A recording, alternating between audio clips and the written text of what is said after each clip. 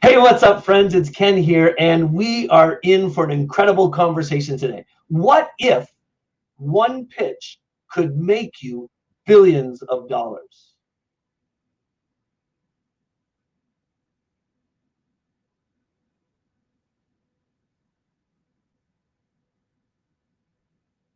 So the big question is this: how is a tiny percentage of entrepreneurs blow the pack away? What are they doing that we're not? I asked myself that question for 10 years. I was failing forward and getting sick of it. I wanted to build a coaching business, but couldn't make any headway. So I started studying. I realized that the world's most elite marketers, entrepreneurs, and gurus were all using the same 4-step system. I call it the authority factor. On the show, I'm going to prove to you that the authority factor worked for them and it'll work for you. My name is Ken Dunn. Let's get started. Let's get started. Let me get rid of this for everybody. Dun, dun, dun, dun, dun, dun. And I'm going to welcome you to an incredible friend of mine. This woman has been in showbiz, on TV, and teaching people the art of pitching for literally decades. And she has made millions, billions of revenue created in the infomercial space. It's the one and only Forbes Riley. Forbes, come on here. Let's have a conversation. Let me see if I can do that. There we go. How are you, my darling? Very good, sister. How are you making out? You know, it is a challenging, confusing time, and every day a little bit emotionally feels like a roller coaster. Yeah. And so a lot of ups, though, a lot more ups than most people, but it's still just I think we're all affected emotionally by what's going on in the world. It really is going to change a lot of things forever, isn't it? Like I've heard some amazing stories, though, of breakthroughs and good things that are happening in people's lives because of what we're being forced to do. But the uncertainty and the unrest that's happening in the world today, have you ever seen anything like it? You know, I have lived through a lot of things. You know, Ken, I've actually lived through some very traumatic moments personally. You know, I was an eyewitness to the Las Vegas shooting. I don't know if you know that. Oh, gosh. But I was actually at a Grant Cardone private dinner. And I just fall in love with my man, and we decided we wanted to walk out in the foundation room on Mandalay Bay to take a photograph. And he and a couple of our friends, Kevin Harrington and Grant, went downstairs to play poker. And just as we walked out with our phones to take this video, we heard pop, pop, pop, pop, pop, pop, and looked around thinking it was fireworks, only to realize very quickly that the guy, actually we didn't realize it till later, that the guy 10 floors below us on the left was killing people on the right. And my girlfriend started screaming, I think people are dead. And we were locked for 11 hours in the foundation room, watching all of that happen on the front lines. And actually, we thought at that moment that there were bombs and terrorists. This is what Twitter was saying in Mandalay Bay, in New York, and we're in the center of all of this. And so very angst-ridden to experience that. I would say the people who've gone through World War I and World War II must have thought the world was, in fact, ending. I don't think it could get worse than you're sending all these men over there dying. You don't even have really good news. You're all on shortages and rations. Yeah. So I don't know. You know, my intellectual says things go up and down, but you do have to ride out the bad. And I'm going to hope that everything is cyclical and we're going to be fine at the end of this. But at the moment, what is the end? And I think for all of us who've had a relationship with fear and death, I raised a young man for 12 years who was murdered. He was walking right side of USC, going from a haircut to church. He was almost 20. I'd had Dexter in my life for 12 years. He was black, and he was murdered by a kid who was also black, who grew up 2 blocks away from him. Wow. And Dexter was the best man at my wedding. I mean, I have to tell you all the stuff that this is bringing up for me. We spent 3 years trying to find his killer, who's now spending 52 years to life in jail. I just look at the world and go, wow, you know, it's like you guys never knew any of that was happening in my life, but it was. So my thought for now is that you get to choose how you live your day-to-day life and how you contribute to yourself and your family and your personal legacy. You know, my fiance Joshua rolled over this morning and he said, you know, it's funny because in St. Pete, he's addicted to finding out. I mean, there was just a whole group of guys who beat up a little girl. And it's hard to wake up to see this. And he said, but you know, it's funny because we personally aren't feeling that. I said, well, 2 things. One, just because you don't feel it doesn't make it not true, but you still have to live your life. I have 2 17-year-old kids in my house. I teach hundreds of students to make money. And Ken, I think what you also want to share, and you do very much in the authority factor, is we've generated a lot of income for ourselves and lots of other people while all this is going on. And in fact, I did something because, you know, you have the authority factor. I have a thing called the Forbes factor. Yep. I put my own expertise into play, and that's how you take action fast. So I know you're a great book publisher. Well, someone came to me 2 days ago with a very cool concept he does called One Habit. And he has a whole series of books. And I said, well, do you have one habit for entrepreneurial success? He said, no. I said, how many people in a compilation book do you need to make that happen? He said, 50. I said, what if I could do that in 24 hours? He said, what? I said, my students are committed enough. And it was a very low entry price. And they get 10 books. I put it out, Ken. And in 48 hours, I filled all the slots and celebrities, got the book written, and it's done. Wow. Wow. All right. I know. So my quest to everybody else here is I've lived a lot. I turned 60 this year. And I've had tremendous ups and downs. And as we have a great conversation here, you'll see that I helped start the X Games for ESPN. I had a national talk show on TLC. I started How You Sell Fitness Products with QVC and HSN and a thing called Fit TV a long time ago. You're right. I've grossed over $2.5 billion, infomercials, home shopping, cable TV. I've seen a lot of things come and go industries. Literally, I started infomercials and now they're kind of at their end. Well, how did you live through that? But my grandmother, she remembers when there was only horse and buggies. So well, let's go right back to the beginning, because my whole goal with you in the next 35 minutes is to learn everything I can about the journey you've been on, because there's a point we're going to make with your journey. And also, let's give people that are watching this either now or on a replay later lots of room to ask questions. So Forbes, without a doubt, you're one of the top women in the world in online television advertising, in marketing, in media. But what was it like before it? Where did the idea originally come from? What were some of the hard parts of the journey? Oh, you're horrible. Okay, so here's the thing. I was an ugly, lonely little girl, Ken. I don't know if you've seen pictures of me, and I probably should send them to you. But I was at 8 years old. I got hit in the face with a baseball bat, and I had a really odd, crooked nose. I was overweight. I had frizzy hair. I had buck teeth. I wore braces for 8 years of my life, from 8 till 16. See this? Braces forever growing up. I was the ugly kid in the corner who was weirdly smart. Like, I skipped a year of high school, and I graduated college with 2 degrees in 3 years. You know what being really smart and really ugly in school makes you? Really freaking lonely. I wanted friends and I wanted to be pretty. And I didn't have either one of those things growing up. What I had, though, as it turns out, was a good thing. I used to dream a lot. I spent a lot of time watching a lot of TV and movies and imagining what life could be different than the one that I had. Mm-hmm. And I've come to really understand, if you can harness this thing about dreaming, you can actually create realities. I have a Rolodex now of people that is almost second to none, of who I can just pick up the phone and call. My parents had none of that. They were sweet, loving, middle-class Long Island people. My dad worked in printing, and his big advice to me was, you shouldn't follow what I do as a printer, because he always had dirt under his nails. He said, you should sell printing. There's no women in that, and they always wear white-collared shirts, and you do really well doing that. I'm like, okay, Dad. What he gave me, though, is he was also a magician. And so, Ken, I don't know how you can do this if you're a little bit older, but I love dreaming and magic. And I create things and I manifest things for myself and other people. But I've always done that. And it all turned around when it got worse. My dad had a horrific accident when I was 15, stuck his hand in a printing press, and he ended up having almost lost his hand, had 15 operations over 3 years. Wow. So you imagine, makes a weird movie. You got this little kid who doesn't get to go to any baseball or football games, but goes home to the hospital almost every night. But here's the funny thing, is I've been telling this story and realizing what happened. We have a very small house. And I didn't know that we had no money. We had lots of love. I always had food, I just knew we couldn't buy stuff, and that was okay. But there was one big house in my town, and it was surrounded by these cypress trees. And you kind of look through it, and it was right across the street from my orthodontist, who I saw once a week. Well, my dad's hospital room looked over the mansion. And I remember the first time I saw this big brick, 2 chimneys, circular driveway, and I thought, wow, what's Christmas like in that house? What does their dad do for a living? Do they at Halloween have full candy bars? And I was very much obsessed with the idea of, what does it mean to have money? Well, funny, because after college, my first job, and I found it in the newspaper, and I wasn't even qualified for it, was a social secretary for the W.R. Grace. They were a billionaire family. And I'm a really good actress, I got to tell you, because I somehow acted my way into their hearts. I ended up living in a little maid closet, and I learned for about a year and a half things that I'd never understood before. In my house, we had one couch forever, and it was green couch covered in plastic, and no one ever sat on it, because that was like the formal we always sat at the kitchen table. That's where all of our meetings were. Let me tell you something. These people didn't live like that. They had 15 rooms in the middle of New York City. They had barons and earls and princes over to dinner.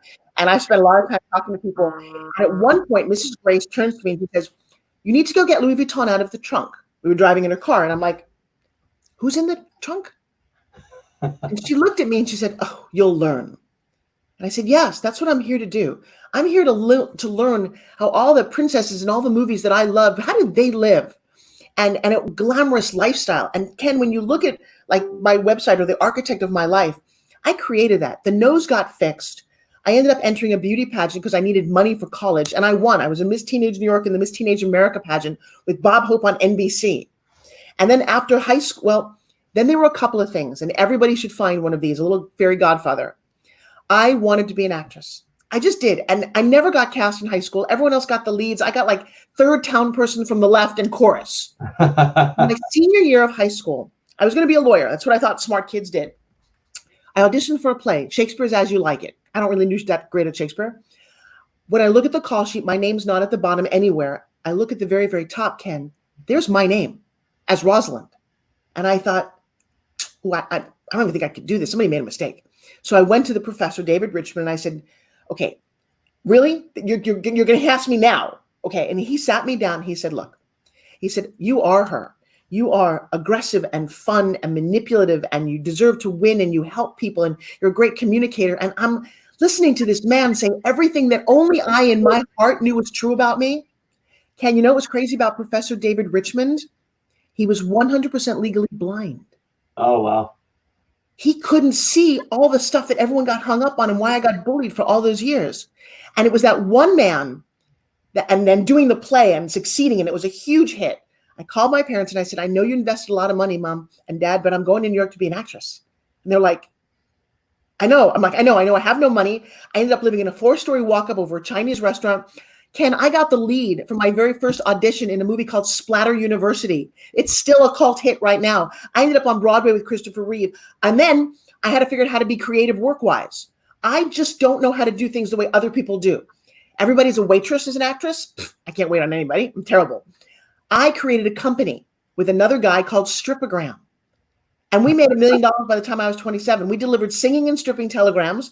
I was the cutest little stripper you've ever seen. No nudity, no sex. My goal was to embarrass men in their offices while their wives took pictures. And I've discovered throughout my whole life that I was never given anything. So I'm a great role model for all of you out there who's like, look, how do I claim my own authority? How do I step into my expertise? And now what I do, actually, I'm a great cheerleader for everybody and anybody who, one, doesn't feel like they fit in, and two, just wants more out of life. So the big story that I just heard there, which is very consistent with anybody else I've ever talked to who has gone to the top of their game, is there's always a breakthrough. There's always an individual single incident in their life that really defines the rest of their life. And it was a blind teacher proving to you that you mattered as much as anybody else. I'm going to tell you something. It was another guy and 1 hour. It's funny because if you live long enough, you have those moments. So yeah. The blind teacher was the first one who gave me the courage to really believe that I mattered. I came from a world where you didn't think that you were enough and whatever. Although I was a straight A, amazing student, it was really hard. And I got knocked down a lot. And I think getting knocked down is what makes your character. And so then another story in my mid-30s, I'd broken my knee. And I was kind of housebound for a year. It was horrible. It couldn't work. But I didn't stop working. I got my massage therapy license. I always did something, right? And so somebody said, you should go to an image consultant. And I'm like, excuse me? And I went to this guy, Hank Bearings. How about 1 hour could change your entire life? This man who I had no faith in when I walked up to his little Keebler cookie hut, little tiny guy with wiry black hair, was like, he looked at me and I was in pain all the time for a year. I had no makeup on. He looked up and he's like, you can't leave the house without makeup on. You're not Julia Roberts. I get that you're a star, but you're more like Sharon Stone. And I'm like, huh? This guy pulled me apart. He said, you need to get your hair cut and colored. Your lips are too red. Your eyes are too dark. You should wear different kind of clothes. And he wasn't going to be the one to fix them. This is the worst, Ken. He gave me a list of other people to pay. And then he said, and I don't like your name. And I'm like thinking, dude, I don't like anything about you. My name then was Francine Forbes. Francine was a name that my mom cherished. She loved that as a first name. And Forbes was a family name that actually wasn't a lineage name, but my grandmother pulled it out of a Yellow Pages book 40 years before to get her son, my uncle, into medical school because they were not accepting Jews back then. Oh, for gosh sakes. How do you be innovative? How do you not sit back on your laurels and complain? Oh, we can't. We were always like pivoting. We always shifted. So I had this name. My name, by the way, is Francine Forbes. Starred on soap operas, starred in movies. And I'm thinking, what's wrong with it? He said, it's just too old fashioned. He said, what's your dog's name? What street did you grow up on? I said, Snoopy Arrow. I said, that's not even a good porn name, right? If you know that game. And then he said, well, who's your boyfriend? I said, I'm living with a guy named Tom Riley. And he said, oh, that's it. Forbes Riley. Now leave. Ken, let me tell you something. I walked out the door with a piece of paper and this stupid name that I thought, that's a law firm. I went home and I had a conversation with Tom Riley and he said, wow. He said, you should do all of those things. And I'm like, really? And I said, well, how about I just take your name? He said, no, it's not my name. He said, you are Forbes Riley. That's really powerful. Now, Ken, that's a funny thing. That story is 30 years old. Wow. Do you know that every single day somebody comments on my name? And I think I grew into her because Forbes Riley is a little bit bigger than life character. And the funny thing is when I go home to my sweetheart, he calls me Francine. So I get to be a little girl at home. Okay, so let's take a break from this because there's something else that I want to ask you about that I know people that are going to listen to this later or hear this or see it are going to be wondering. One of the big differences that I've also seen in a lot of these people that go on to the success levels you've had is you're willing to take the bull by the horn, take risks, and just do shit. How come a few people like you are not afraid to make mistakes, fall on your face, get your face bashed in, and you keep going? But so many people are paralyzed by those exact same circumstances. Because apparently they read the rule book of life and I was never given one. I've never had a job per se. I've never had a job resume. And I actually tell people, I actually created a little system because I think you hit on a very powerful point. I have a steel card. It's called a permission card that I made. And it says, I hereby grant you permission. And I carry this thing everywhere. Mm-hmm. It's a little bit of a joke, but I think when you come down from the angels, you're all given a gift, right? Mm-hmm. Ken, what's your gift, do you think? Thinking, creating ideas. And you've probably done that your whole life. Have you ever watched a little girl who can sing opera at 8 or a kid who can play piano at 3? That is a God-given gift. I don't know how they do it. Inexplainable. Well, I always tell the story that when I came down at the gifting suite before you come down to earth, that Beyonce was in my room. And that witch took all the gifts. She can sing, she can dance, and she's beautiful. And I'm like, there was nothing left for me. I'm sorry that I don't have one right here. But it was basically this little card. And the angel said, here, take this card, put it in your pocket, and you'll know what it's for later. And the funny thing is, I've never asked for permission to do things. And Ken, it's so weird. I didn't ask for permission to skip college and literally do it with 2 degrees in 3 years or to skip a year of high school. I did all these things and never looked around going, well, can I do this? Most people ask permission all the time. And I actually have a new book coming out called Permission because I think that's the story of the Wizard of Oz.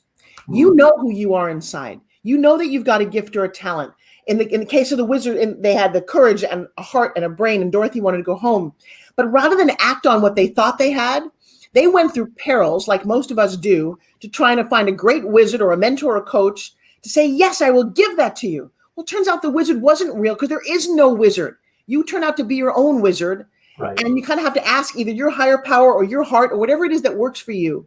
Do I have the permission to step outside of an abusive relationship? Do I have permission to finally lose that weight? Do I have permission to be an entrepreneur and go for it? And most people go, no, no, no, because you were told no thousands of times by the time we're a kid. And maybe it's just my little gift, but I will tell you, I put people through a sequence of events because I want them to stop playing small. It hurts my heart when I hear people all the time. Here's my favorite one. You're on a Zoom call. You know how we all do this? And they'll raise their hand, right, to ask a question. And then they will actually say, hey, may I ask a question? I'm thinking, by virtue of you holding your hand up, stop asking for permission to live your best life, to color outside the lines. Very interesting. All right, so tell me how you got into infomercials. What's the deal? So watching all these TV and movies, I had a fantasy about being an actress, studied acting, got lots of acting jobs. And weird, not only got acting jobs, but I used to do stand-up comedy. I worked at Club Med. I created a stand-up comedy game show at ski resorts. So here's the first thing you have to do. You have to decide what you want. I wanted to be James Bond. I didn't want to be a Bond girl. Honestly, Ken, when I was little, I wanted to snow ski and water ski and wear great clothes and drive fun cars and live in Monaco and be a spy. I don't know. I did all of those things. I literally, with no money, I found myself working at Club Med for like $15 a day. And you could scuba dive all you wanted. When I got home, I said, what do I want to ski? I found this job at a company called Ski View that made literally billboards on lift towers, and I created a stand-up comedy game show. None of this makes sense to people because none of it existed. I never actually applied for any of these things. I just created jobs, right? So I'm auditioning for all kind of things. In fact, when I got to Hollywood, I am not all that funny, but there was an audition for the Laugh Factory to be a host, and I walked into the room, and I remember actually was wearing a dress, carrying my pants, and I got on stage and said, well, you're next. I said, no, wait, I have to change into pants because I can't be funny in a dress. And they're like, oh, she's adorable. Do you know, I got gifted the job of hosting the LA Laugh Factory for 3 years with Jerry Seinfeld, Ellen DeGeneres, the Wayans brothers, Robin Williams. I'm like, and the funny thing is, I'm so not qualified for that. The guy who owns the club is named Jamie Masada. He's a very strict Israeli. And he's like, all right, you're hired every Friday and Saturday night. I'm like, hired to do what? What? I get on stage that first Friday night. And I actually memorized, I think there was a comedy routine that Rita Rudner had done in a magazine, and I memorized that. I got on stage and I did this thing and people laughed. And Jamie's in the back of the room. He's like, come here. I'm like, what? He's like, what are you doing? I'm like, being funny? He said, I did not hire you to be funny. He said, you get on stage without a thought in your head, look at somebody, ask them where they're from, and you give me 10 minutes and you introduce the celebrities. Let me tell you something. It turned into a massive career launch for me. And I was completely not qualified for it. So this thing about leap and the net will appear. One day I walk in and there's a commercial audition, and I sucked at commercials. You know what commercials are? Oh, that tastes so good. Oh, yes, I could never do that because it seems so phony. Well, one day I go to this audition and the script is really long for this commercial about an oil additive called QMI. And I'm reading it, and this is where my little genius came into play. I looked at this and I thought, this isn't a commercial. I don't know what this is, but I think they're going to hire this on chemistry. And I looked at this little guy, blonde, moppy hair. Turns out he was a weatherman from Canada named Robin Lechvenchuk. I said, come here for a sec. I said, do this with me. Work on some chemistry. And he's like, he had no idea what we were doing. We walked in. We nailed it. We got it. It was one of the very first infomercials ever. Wow. And it was a massive success. We had Bobby Uns. I mean, it was crazy. And what they were hiring, what the world was now going into, was we didn't want this is so cute. We wanted a story. We wanted a half-hour commercial. And I love telling stories, in case you haven't noticed. And I'm highly engaging, and I'm very excited. And I took this world by storm. I've hosted more than 189 of these. I have worked with everybody. In fact, I gave Kim Kardashian her first infomercial because I met her mom and dad. I did an infomercial with her dad about vitamins. And I met Chris, and she said, well, can you get my kids in TV? They were just friends with Paris Hilton at the time. And Kim ended up doing a steam iron show for me. I put lots of people in infomercials, and I've worked with Jack LaLanne, George Foreman, the list goes on and on, Billy Mays, Anthony Sullivan. And it was funny because there was no roadmap. There was no role model for what a female infomercial host was supposed to be. Right. And I just created it. And it was brilliant. And then I won all these awards. Here's another interesting side story. Here's something you have to do in your career. You have to get noticed. There's all these awards that you can get. And I didn't understand this. Do you know that a celebrity, when they get a Hollywood star on the Walk of Fame, they actually have to pay for it? So get this. So we have infomercial Oscars. And I would go for a couple of years and I was never nominated. And I'm thinking, because I'm also a little insecure, I'm thinking, well, maybe I'm not really that good. Maybe I'm not good enough to get these awards. Lots of celebrities. And they asked me to host the event, but I never got nominated. And I'm like, Well, one day they opened up the membership so that hosts could be members of this organization. And in the brochure, it says to apply for an award, it's $500. And I thought, could it be that nobody wanted to pay for me? So I went to one of my producers and I said, hey, can you nominate me for this award? And he was like, oh, we'd love to. Okay. That first year, and I have it on videotape, I won Best Female Presenter. I won for the next 15 years. Best Female Presenter, Best Infomercial, Best Product with my Spin Gym. I won all over the place. I didn't know that those were the rules of the game. And I'm going to tell you that part of you not knowing the rules of the game is not an excuse. Did you ever get like a ticket? Not a speeding ticket, but I once got a ticket because it was a right turn lane only. And I'm looking at the cop going, that's a rule? He said, well, yeah, didn't you see that? I'm like, how am I supposed to know that? And they can give you a ticket anyway. Right. So what are the rules in life? Can you be as big as you want? The other thing that's very important to me is because nobody ever handed me anything. I'm kind of a scrappy little fighter. I'm also much better when somebody says no and you can't do it. I kind of went to the FU School of Business. Oh, you say I can't? Here's my little Spin Gym. You say I can't make this little hunk of metal work, which is what they did to me? I said, screw you. every day, I'm screwing you. I'm going to show you. And that helped me so much. So maybe get angry and prove to somebody, prove to your parents, prove to your friends. Trust me, not most likely to succeed over here. In fact, I don't think anybody knew I was in high school. But I'll tell you what, I go to the high school reunion now and I stop going because I'm the most famous person in the room. And it's like, all right, I don't want to show off. That's not the point of this. But, oh, yay. The little girl's going, you did it. How much is that spin gym sold? All right. So this is a crazy thing. We've sold more than 2.1 million of these and we haven't really launched. I only took it out to home shopping. In fact, when I had it on Discovery's TV show called The Pitchmen, they told me it would never work. They made me cry, go home, and embarrass me to no end that this was a complete waste of time. But they were also doing a reality show where they need to have drama. They were also all male produced, and they didn't understand that women really care about their arms. Right. I've been in women's fitness my whole life. I'm like, you guys don't get it. And in fact, the night after the show aired, it was one of the number one, like we were the most Google search word in the country was spin gym. I was number 3. That's a pretty powerful night. Yep. It didn't go down very well because they made me cry at the end of the show and said it was not going to go anywhere. And then they edited things that I didn't say. And Ken, I don't know if you noticed, but there's people out in the world who say things that aren't true. Right. An effect. Well, I didn't quite know that. In fact, at one point, they put a plastic version of this in my hands when all the cameras were watching. And I said out loud to them, and I didn't realize the cameras were there, I would never put my name in a piece of cheap plastic crap that you're going to sell for $9.99. Well, they edited that, and it said I would never sell anything for $9.99. Well, that I would never say that, but the general public and YouTube blew up. See, this is made out of metal. This is made out of aluminum. When it spins and it activates all your muscles, this works like nobody's business. And so the next morning, there was all this kind of hate coming at me that wasn't even founded. Like, I don't mind if I said something that I said. My partner rolls over to me and he says, whoa, okay, what are we going to do now? And I said, we're going to make spin gyms. And he said, but nobody thinks it's going to work. And I said, they're all wrong. Or I said, they're wrong. And he said, they can't all be. And I said, but they are. Well, that is a stupid, naive thing to say. But I was right. And I devoted the next 10 years of my life to proving how important this product is. I've got people who are in wheelchairs who get cardio. I've got a guy named Pedro with no arms. I've got a lot of stroke victims. I've created miracles in people's lives with this, and we haven't even really launched because it takes a big deal to make the word Zumba become popular. Okay. But let's talk about the pitch, because people listening to this right now, I'll just call a spade.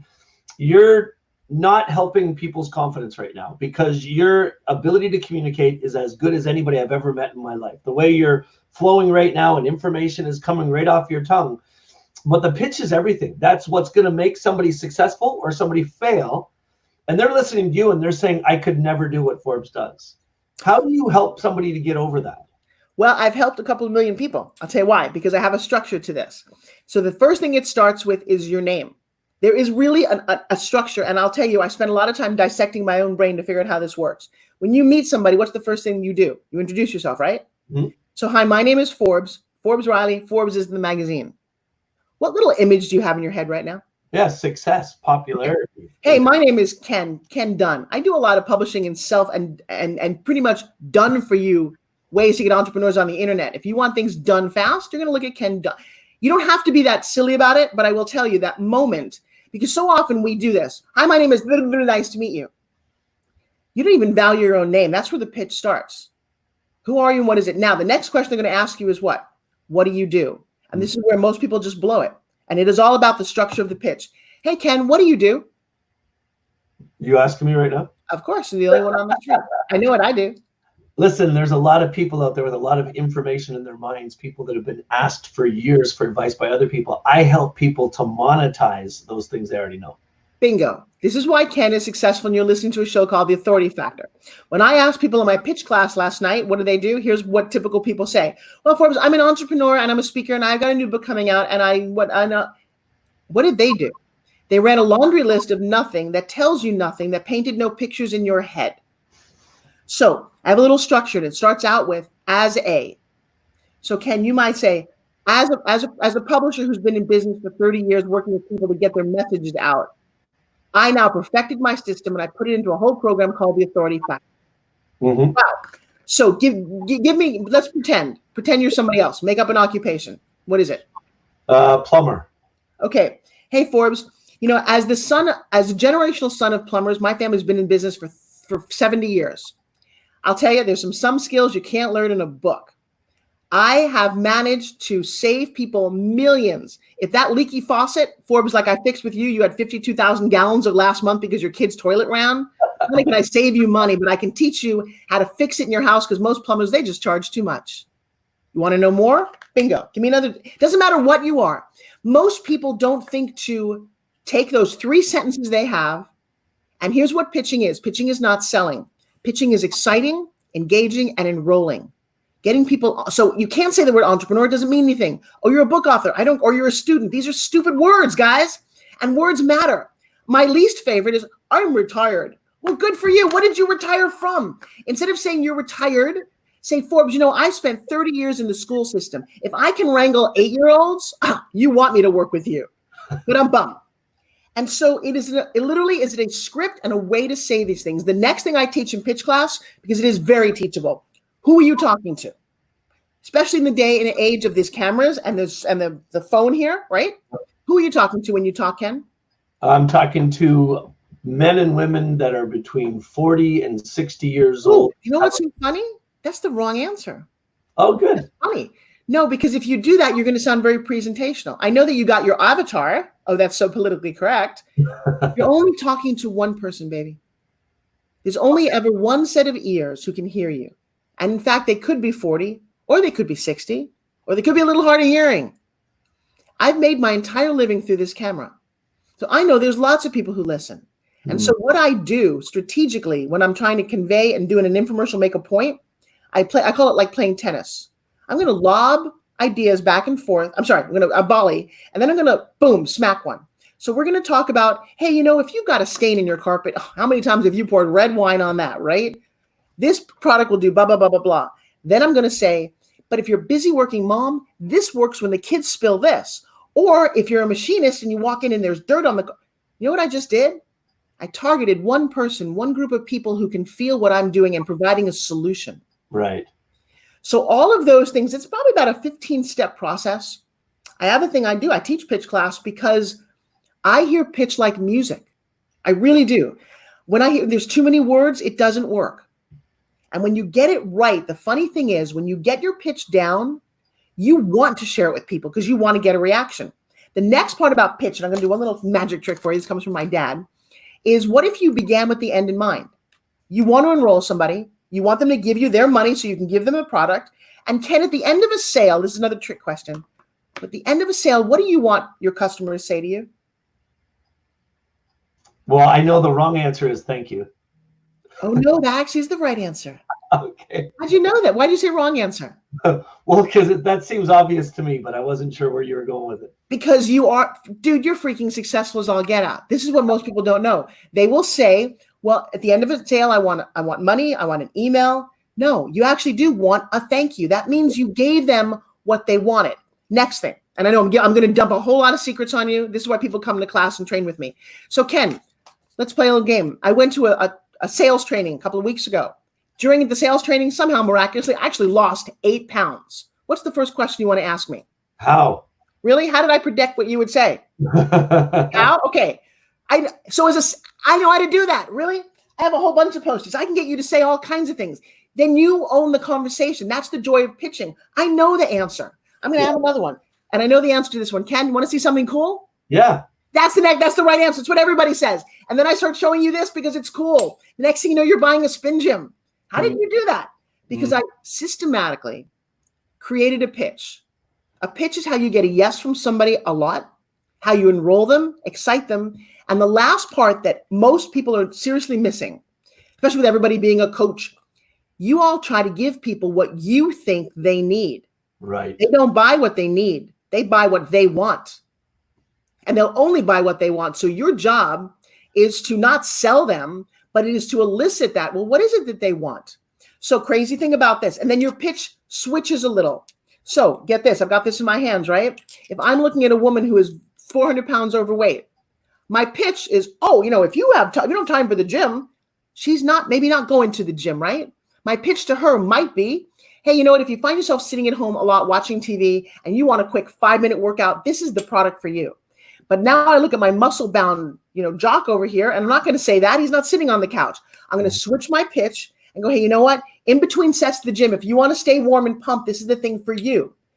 And if somebody's sitting in a wheelchair. So the pitch is adaptable when you understand how to get people what they want, and then you deliver it. Now, it has to be somewhere in the journey where, I mean, you're making billions in infomercials and in media, but then something happened where you've now, like, I see what's happening in your life right now. You're spending an incredible amount of time focused on teaching people the skills around pitching and in probably becoming one of the top authorities in the world on the subject. But why? Like, why bother? Because people matter, because you can make me cry. I've done a lot of things. I mean, so here's one of the other things that I do. I mean, I've actually written books. I get people to lose weight with no diet. I get people to work out. But the bottom line is people are suffering right now, and I can feel it. I'm at the most beautiful place of my life. I have 2, knock on wood, healthy kids who are 17 years old, twins, and I have found love. At 57 years old, I fell in love with somebody that changed my entire life and made me really realize that I have a lot. I've been very, very successful, but it doesn't matter if you can't inspire other people to do that. I play a game with people called What Do You Want? I actually asked that over and over and over again. And what came out for me was, number one, I wanted to be told that I inspire somebody every day. Mm. And that's one of the most fulfilling things that I get, is that you tell me that I changed your life. I can't, selling products on television and making money is great. I actually love acting more than anything else. And that's one of the things I would like to go back to. My kids I've been on Broadway. Lily Tomlin let me do her one-woman show for 2.5 hours. I played all these characters with no change of costume. I love that. But that doesn't actually change people's lives. In fact, you asked about turning points. About 12 years ago, I had the lead in a TV series called Fashion House. I had everything that I wanted, and I was slated to be the next bam. And at the 11th hour, Ken, and this is important for everyone to hear about a dream who's been shattered, they came to me, Fox TV said, your name's not famous enough. We're going to replace you with Bo Derek. And they shattered my heart because that's what I wanted. And then my agent called me in and he said, I'm going to let you go. And I'm like, go? What do you mean? I just had a lead in a TV series. I've got all these movies and other things lined up. He said, look, he said, you just don't make, he said, I don't want to be an agent anymore. I'm getting older and my son who's taking over the business is 20. He doesn't want anybody who's over 35. He said, why don't you go brand yourself? And if you still want to act, make enough money and buy your own movie. And I was left with, wow, that broke my heart to no end. You have no idea. Wow. And I think that if that hadn't happened, this wouldn't have happened. I've changed millions of lives with 3 pieces of metal and a string. I am now sitting here because of COVID in my own house or in my TV studio or a big studio, helping other people achieve their dreams. Mm-hmm. So at the end of the day, my kids look up to me. My daughter does digital marketing. My son's involved with our company. We're together as a family. And why not help the people who can't feed themselves and who don't see that if they could obviously switch a few words in their dialogue, literally a few words, with very little investment at all, you could change your life. Okay, so I've got 2 questions for you, and I'm going to give them to you right at the same time because they flow into each other. You have to believe that, and this is way outside of my personal expertise, but you have to believe that everybody can become proficient in the pitch, that everybody has a pitch. You have to believe that. There's no way you can do what you do without it. But so I want to hear your thoughts on that. But the other thing that I'm wondering, and I really want people to hear about, is how in the world do you manage to help somebody in a short period of time for it's a pittance what you charge people to do this. How are you helping so many people to figure this out? Well, there's a little level of this you haven't even touched on that you don't even really know. Because beyond just teaching that, and my goal really is I would love to have 1 million people go, I learned pitch from Forbes. Their lives are so much more beautiful. And I see it because I have a group, Facebook group called Inner Circle, and I have people communicate all the time. This makes me so freaking happy. I have no family. I'm an orphan. I have no family, and we had never had any aunts or uncles in my life. So my family's always been who I've created. And I love being that center of the universe that says, all right, you guys can connect to each other. You guys can do it. And I feel like a proud mama watching all of her kids go off and live their lives and be independent. And I just feel grateful because then at the end of the day, my beautiful man gives me a hug and lets me know that I'm loved and doing something really good. But there's another thing that I do that most people don't realize. I'm going to start to cry. A bit of my success came through breaking through all the barriers that kept me from believing that I was worth anything. And I do a thing called the Forbes Factor. It's called the breakthrough.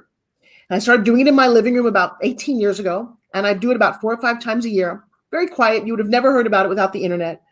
Now I started doing it online. I have a unique way of looking at people's, the thing that's keeping them stuck.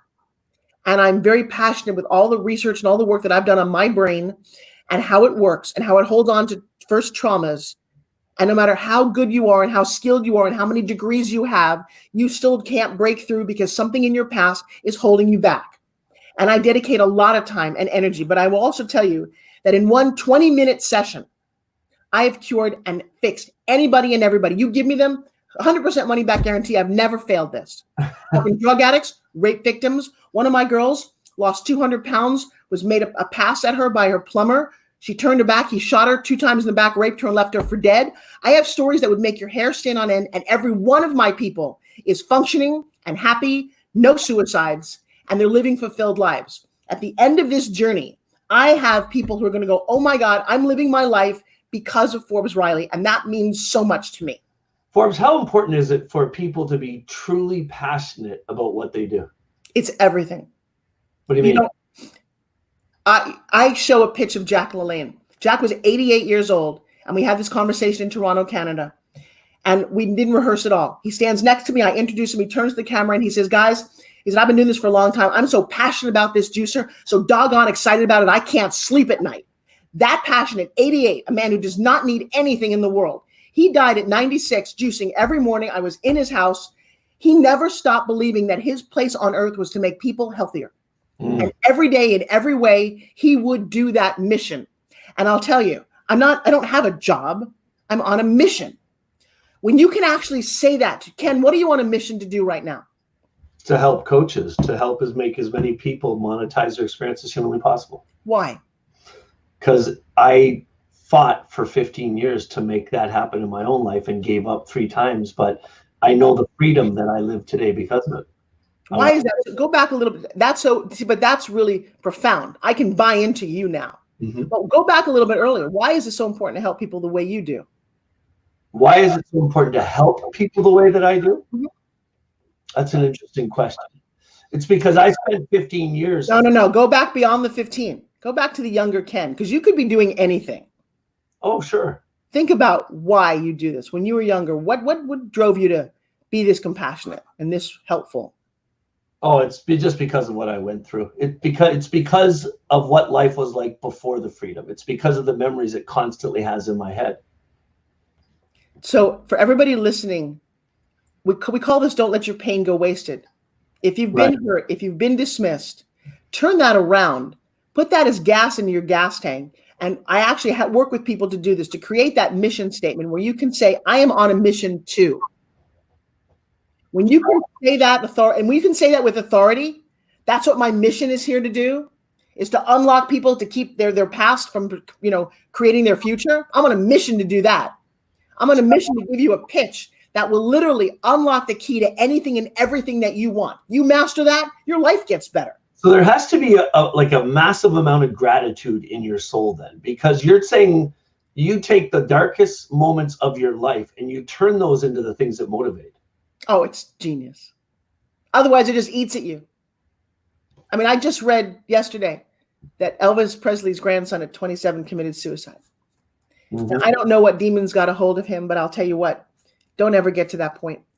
And that's what happens, is the demons of your past will eat at you if you don't have some help and some guidance to let all that just to let it go. Well, friends, we could keep going forever, but this show has come to an end. Listen, in the notes for the show, you're going to get all the information you need to get closer to Forbes Riley. There's lots of information about the Forbes pitch, the Forbes factor. It's all sitting there waiting for you. Forbes, thank you so much for being here today. Ken, I just want to take one quick moment and say thank you. You're a new friend in my heart. Look at how you're beaming.